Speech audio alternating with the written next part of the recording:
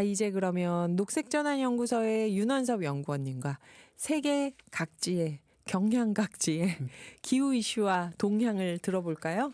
안녕하세요. 안녕하세요. 연구원님 녹색전환연구소로 옮기시고 나서 굉장히 더 좋아지신 것 같아요. 분위기가 막 더 원래 젊은 분한테 죄송한 말씀이지만 더 풋풋하고 젊은 느낌. 야근을 아무래도 덜해서 그런 것 아, 같습니다. 야근을 덜해서요. 그리고 SNS 보니까 사진에서 파티도 많이 하시더라고요. 맞습니다. 녹색전환연구소가 일이 굉장히 많은 곳 아닌가요? 조금 더 많아진 건 맞는데요. 네. 그래도 구성원이 좀 더 젊고 유능하다 보니까 좀 더 같이 재밌게 하고 있는 것 같습니다. 일이 많아도 파티는 파티대로 할 수 있는. 그래요. 지난주에 기후 커뮤니케이션 교육을 받으러 태국에 출장 다녀오셨다고 하는데 제 질문은 두 가지. 기후 커뮤니케이션 교육을 받으러 태국까지 출장을 가나? 이게 첫 번째 질문이었고요. 두 번째는 얼마 전에 방콕, 여기도 뭐 지진이 나서 건물 붕괴되고 큰일이 났었다고 하던데 그건 괜찮으셨는지 두 가지 질문을 드릴게요. 일단 두 번째 질문 먼저 답변 드리면요. 네. 일단 도시가 굉장히 빠르게 안정화되고 있고요. 일단 안전하게 출장은 잘 마무리를 하고 왔습니다. 네. 기후 커뮤니케이터가 뭐냐, 왜 거의 태국까지 갔냐라고 말씀하셨는데요. 그 클라이밋 커뮤니케이터 펠로우라고 아시아의 이제 다른 커뮤니케이터들과 함께 방콕에 모여가지고 지금 네. 수업을 받고 왔습니다. 저희가 아시아 에너지 전환 어떻게 할 것이냐, 메시지 어떻게 만들 것이냐를 가지고 제가 1년간 지금 수업을 듣고 있는데요. 중앙 지어가지고 일단 방콕에 모였습니다. 좋은 기후 메시지 만드는 방법 함께 고민했고요. 좀 여러 시나리오에 맞춰서 토론하고 또 각자의 나라의 상황을 영어로 이야기를 하다 왔습니다. 그러면 선생님도 영어로? 네. 힘들었습니다. 아니, 왜요? 실력이 좋으시잖아요. 그렇구나. 이거 클라이밋 커뮤니케이터 펠로우, 그러니까 기후 커뮤니케이터. 네. 기후 문제를 시민들과 소통하는 역량을 키우는 거라고 생각하면 될까요? 그러면? 네, 그것도 맞고요. 좀 더 어떻게 하면 이 소식을 좀 더 많은 언론 또는 인플루언서한테 영향력을 끼칠 수 있을까를 가지고 좀 고민하는 집단이라고 생각해 주시면 될 것 같습니다. 네. 기후 문제에 대해서 어떻게 얘기해야 언론에서 이거를 효과적으로 보도를 하고 시민에게 빠르게 전파가 될까? 네. 정확하게. 이거 그러면은 저희가 가야겠는데요. 오늘의 기후에서 가서 교육을 받건 사례를 나누건 강연을 하건 저희하고 관련이 깊은 조직이네요. 기후 커뮤니케이터 펠로우. 알겠습니다. 가서 활동하실 때 이 교육을 받을 때 지금 아시아 각국에서 모였다고 했잖아요. 어떻든가요? 다른 나라는 상황이? 제가 거의 매 순간 문화 충격을 받았다고 말씀을 드리고 싶어요. 영감도 정말 많았고요. 근데 나라별로 사회, 문화, 정치적 상황이 워낙 다르다 보니까 네.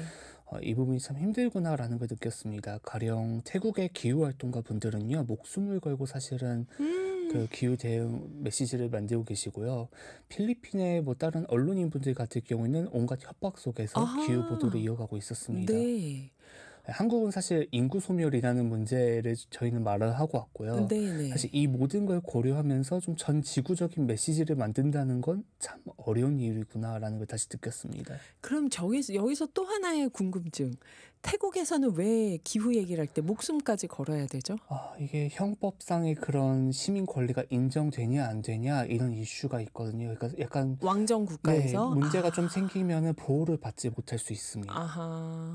이거는 근데 사실 기후활동가뿐만이 아니라 네. 인권활동가, 다른 이슈에 대한 활동가분들, 시민단체 전반적으로 좀 억압되는 분위기가 있다라는 걸 인지해 주시면 좋을 것 같습니다. 가면은 우리가 그렇게 자유롭고 방종하게 관광을 가서 노는 태국에서 정작 태국 국민들은 왕정 국가니까 정부의 어떤 지침에서 벗어나는 얘기를 할 때 시민권이 보장되지 않는 건가요? 네. 그렇구나. 필리핀에서는 협박을 받는다고 했는데 어떤 사례로 협박을 받을까요? 이게 워낙에 기자분들에 대한 공격이 사실은 많은 것도 있고요. 네. 이제 마찬가지로 정부나 워낙에 카르텔도 많다 보니까 마음에 안 드는 메시지가 나왔을 경우에 공격이 들어가는 경우가 많습니다. 그 지역 같은 경우에는 기후 보도에 있어서 좀 더 지역의 뭐 산림 벌채나 파묘 이런 좀 더 큰 거대 기업과의 뭔가 그런 게 유착 관계에 대해서 탐사 보도를 할 경우가 많은데 그 부분을 보도할 때마다 공격이나 협박이 들어오는 거죠. 이거는 그러네요. 우리나라도 이렇게 세부적인 이야기로 들어가면은 활동하시거나 메시지를 내는 분들이 협박을 받는 일들이 있겠네요. 기후 문제에 대해서. 그쵸. 저는 잘 피해가 보겠습니다. 야, 그렇구나. 그 탄핵이 지난주에 헌법재판소에서 만장일치로 인용이 됐죠. 그때 기후 단체들이 그 전에 같이 성명서도 많이 내고 했는데 인용 이후에 지금 분위기는 어떨까요? 탄핵 인용 전까지는 온갖 지라시에 기후 단체들 모두 온갖 스트레스를 받으면서 일하셨는데요. 네네. 4월 4일 8대 0 만장일치로 윤석열 전 대통령에 대한 탄핵 인용된 이후 다들 한결 마음 편안해진 마음으로 일하고 계십니다.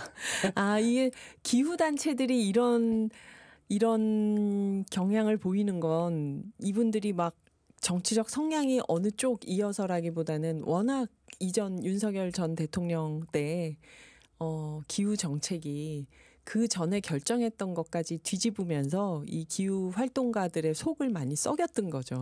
그렇죠.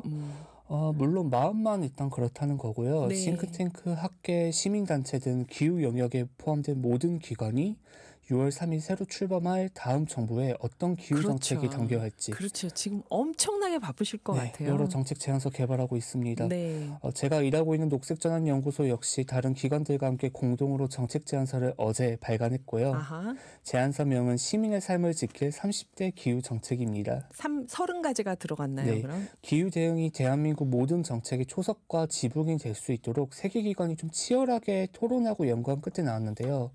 가령 2030년까지 재생에너지 30% 달성, 1인 1태양광 살림살이 패키지 마련, 기후휴가제 도입, 기후경제부 개편 등 좀 다음 정부가 기후정책 수립 시 나침반으로 삼을 수 있는 정책들이 대거 포함되어 있습니다. 기후 휴가제는 어떤 걸까요? 예를 들면? 가령 극한 폭염이랑 한파가 닥쳤을 경우에 이거를 소득을 보장해주면서 좀 유급 휴가를 줄 수 있도록 해주는 걸 정부가 보장하자라는 내용입니다. 이거 우리 폭염 왔을 때 지난번에 폭설 왔을 때도 네. 기후 리포트에서 노광준 PD님이 소개하는 아이디어 중에 하나였던 것 같아요. 그렇죠? 이게 스페인에서는 시행이 되고 있더라고요. 이미 시행되고 네. 있고 2030년까지 재생에너지 30% 달성하면은 지금 우리가 9%에서 30%로 가자는 거죠. 그렇죠. 전체 에너지 비중에서. 맞습니다. 그러면 많은 분들이 5년 만에 21%를 어떻게 달성해 할지 모르겠지만 세계 평균이 지금 30% 넘어가고 있는 거 우리가 지금 평균이 안 되고 있고 태양광 같은 경우는 건립을 하는 게 3개월에서 6개월이면 된다고 하니까 충분히 가능한 수치라고 생각해서 제시를 하신 거겠죠. 그렇죠. 이게 기본적으로 다른 국제기구에서도 권고를 이렇게 권고하고 하고 있습니다. 있고 권고를 하고 있다고 합니다. 네. 자, 그러면 윤석열 전 대통령 때 기후 대응에서 다들 워낙에 많이 아쉬웠으니 탄핵 인용 때도 그 기후 단체에서 성명서들이 나오고 했던 건데 가장 아쉬웠던 대목을 한 가지 혹은 두 가지 꼽아본다면 어떤 걸까요? DJ님도 많이 말씀해 주셨던 걸로 기억하는데요. 네. 가장 사실 아쉬운 두 가지만 꼽는 거가 가장 힘든 것 같습니다. 맞아요. 기후 영역만 놓고 보면 윤석열 정부에서 기후 대응은 거의 후퇴를 거듭했기 때문인데요. 정권이 바뀔 때마다 정책들 역시 바뀌는 것도 문제입니다. 그래요. 이건 진짜 문제인 것 같아요. 기후 정책이. 그래서 두 가지를 꼽는다면 저는 밀실 속에서 수립된 탄소 중립 기본 계획과 일회용 컵 보증금제 후퇴를 뽑고 싶습니다. 일회용 컵 보증금제 후퇴는 그때 그렇게 됐을 때 청취자분들도 많이 흥분하셨던 일이었던 맞죠. 것 같아요. 예. 먼저 탄소 중립 기본 계획부터 말씀을 드릴게요. 이거는 2050년까지 탄소 중립 사회로 이행하기 위한 구체적인 정부의 계획입니다. 2023년 3월에 발표됐는데요. 당시 정부안이 공청회를 불과 하루 앞두고 나왔습니다. 학계나 시민사회가 검토할 시간이 사실상 없었고요.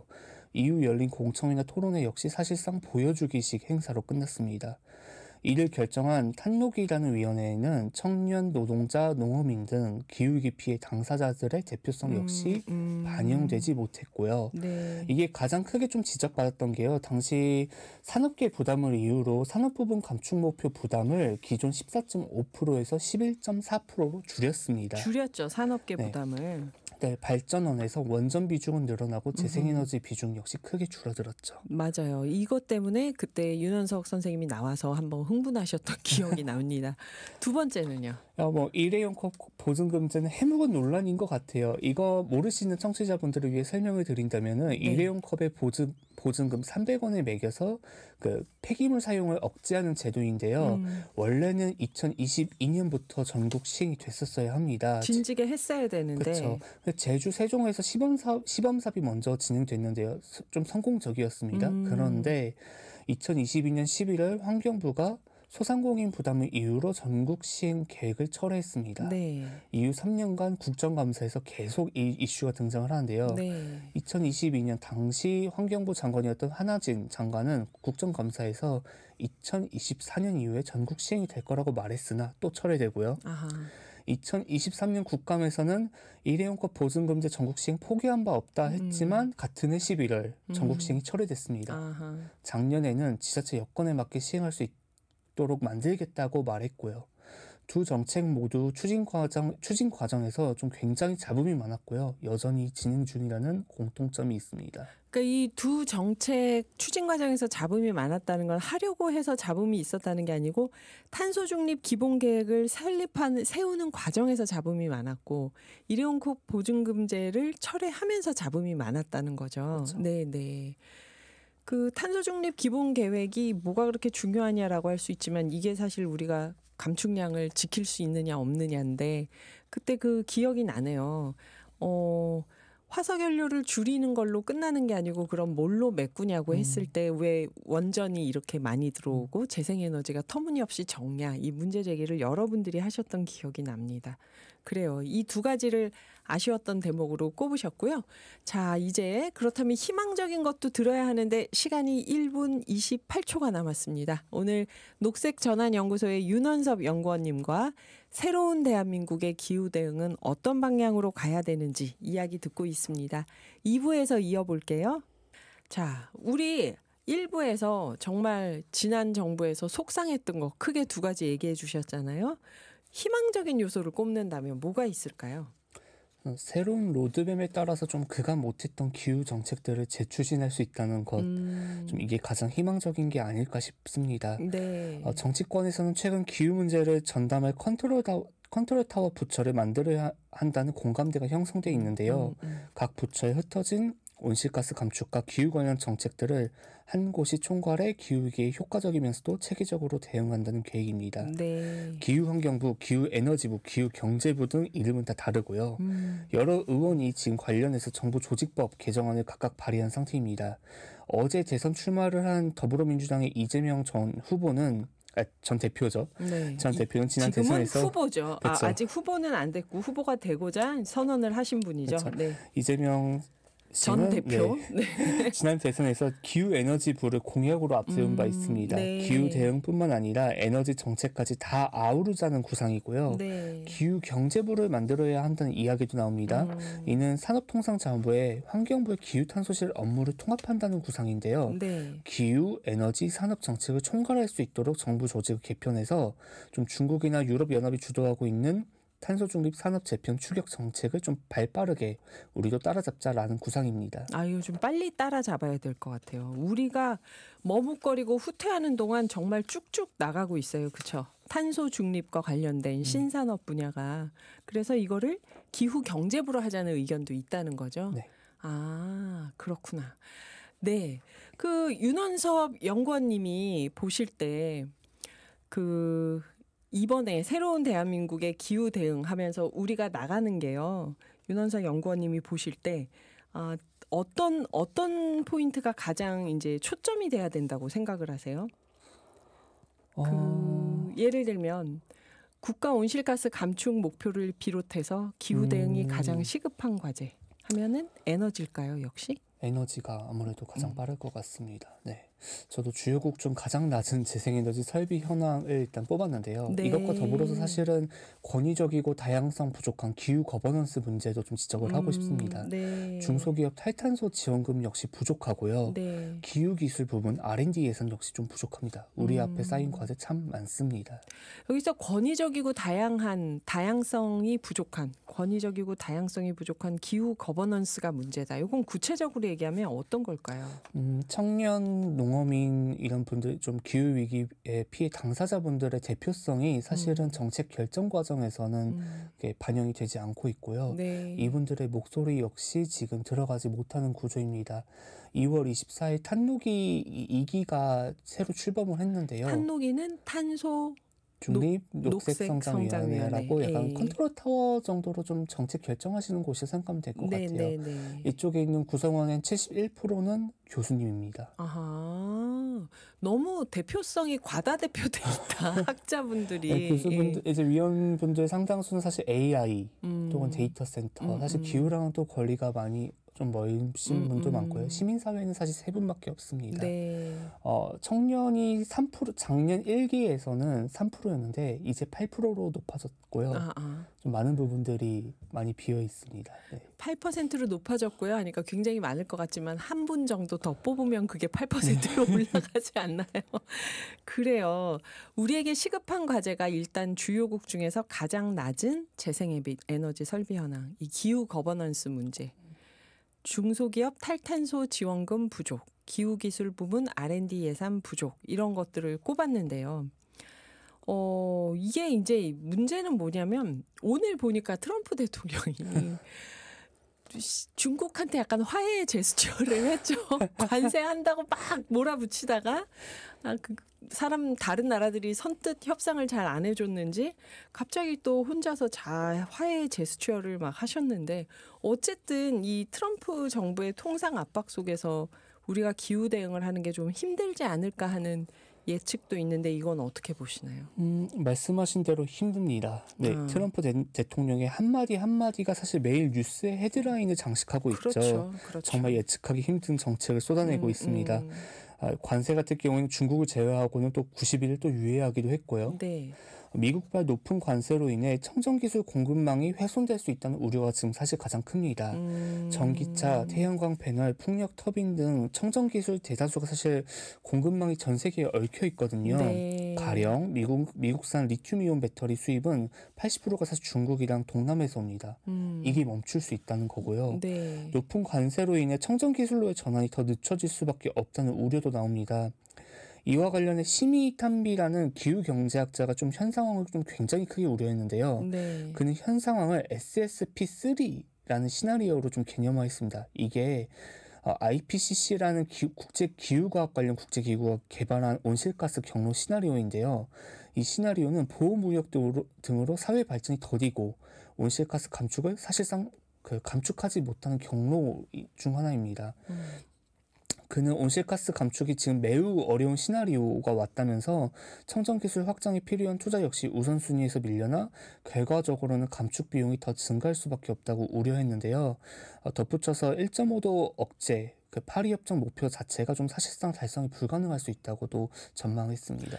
그러니까 여기서 약간 궁금한 게요. 우리가 트럼프 대통령 되기 전에는 트럼프 대통령이 저런 식으로 하면 미국이 전반적인 기후 경제에서 고립되지, 오히려 미국이 빈자리를 유럽이나 중국이 채우면은 미국은 리더십을 더 잃을걸? 이렇게 봤잖아요.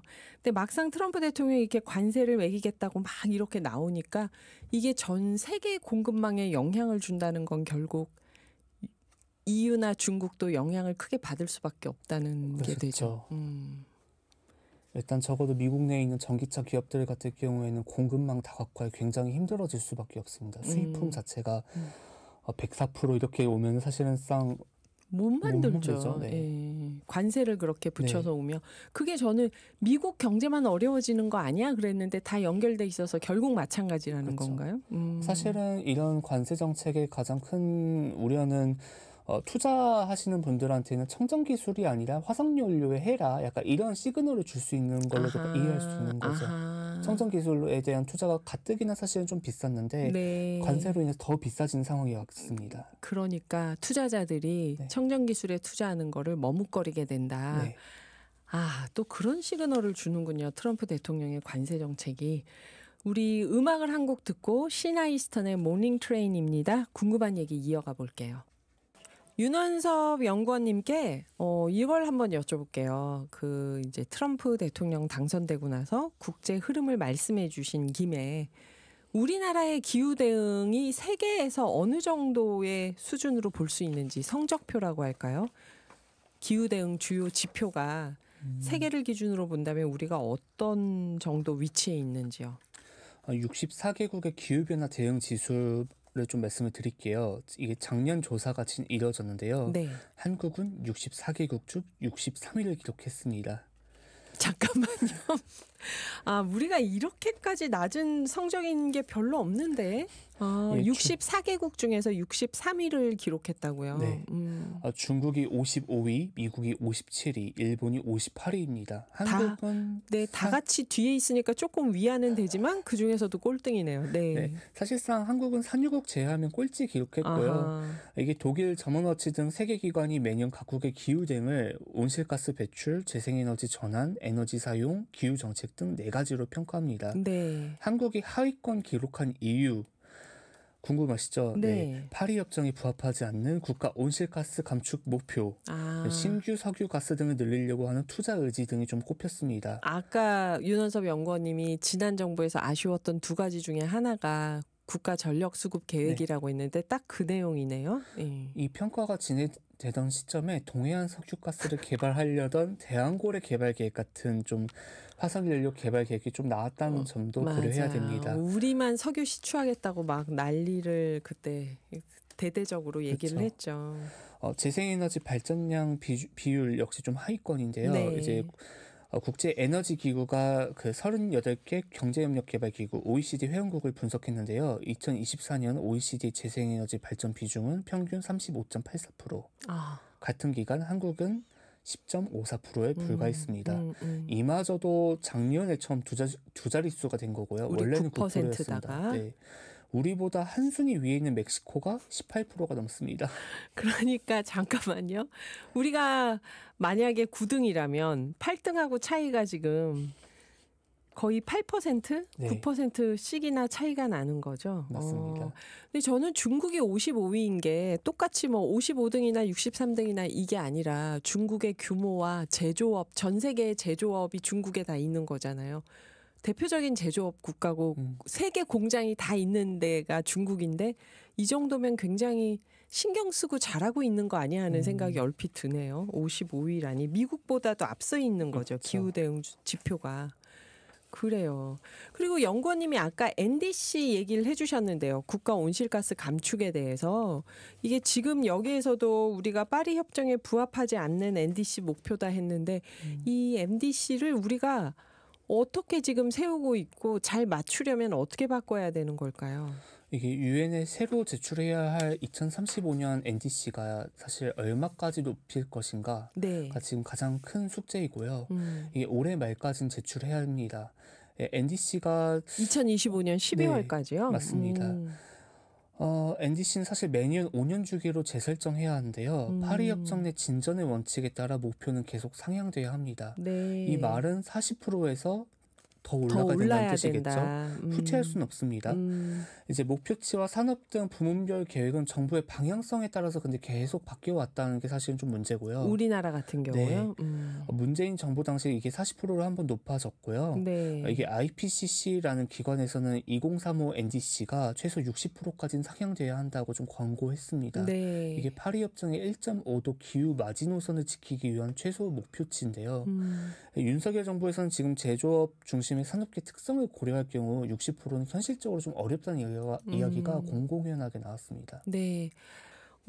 그래서 이 NDC 목표에 대해서 조금 더 얘기를 해보면 우리가 60%까지 상향이 돼야 되는 거. 지금 그러면 우리 몇 퍼센트 감축이 목표죠? 현재 2025년에 30%.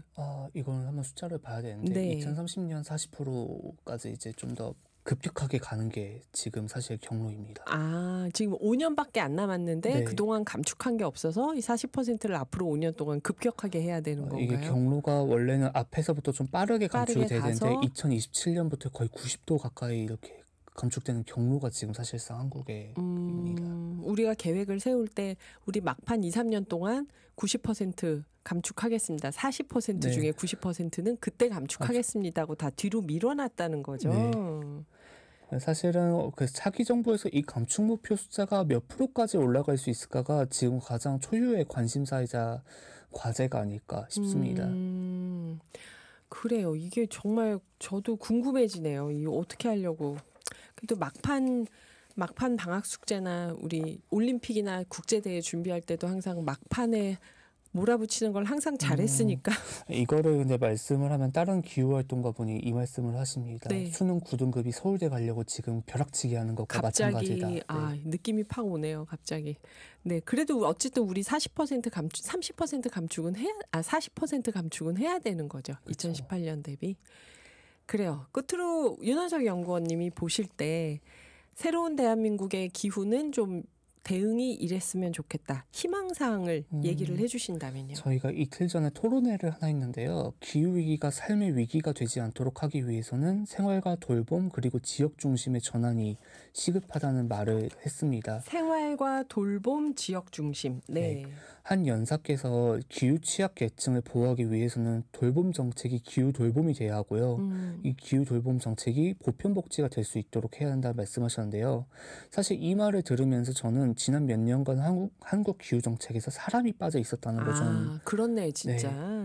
허울뿐이 공천회 전문가 중심의 의사결정 체계, 청년, 농민, 소수자, 당사자가 사실상 배제된 기후 정책들 우리 경험해 왔고 이마저도 사실 일관성 없이 계속 바뀌어 왔거든요. 네. 사실 한국 참 많은 위기 겪어왔잖아요. 기후위기, 인구소멸, 경제위기, 민주주의 위기까지 사실 네. 끝나지 않는 위기도 많고요. 앞으로 사실 계속 심각해질 수밖에 없는 위기도 있습니다. 그래도 이런 위기들을 어떻게 해결할 것인가는 결국 시민들 모두 잘 알고 계신다고 생각하고요. 대선 후보들이 어떤 기후 대응 정책 준비하고 있는지 직접 묻고 들을 수 있어야 할 것 같습니다. 우리 손으로 어쨌든 다시 한번 바꿀 수 있는 기회가 왔으니까요. 네. 그래요. 윤원석 연구원님 말씀대로 기후 대응 정책을 어떻게 준비하고 있는지 각 대선 후보들에게 질문을 해야 될 때가 왔네요. 시민들이. 자, 지금까지 녹색전환연구소의 윤원석 연구원님께 우리 기후 정책에 대한 성적표도 한번 보고 앞으로 어떻게 했으면 좋겠는지 그동안 뭘 잘못했는지 들어봤네요. 다음에도 우리나라와 세계의 기후 동향 정보 잘 부탁드리겠습니다. 감사합니다. 감사합니다.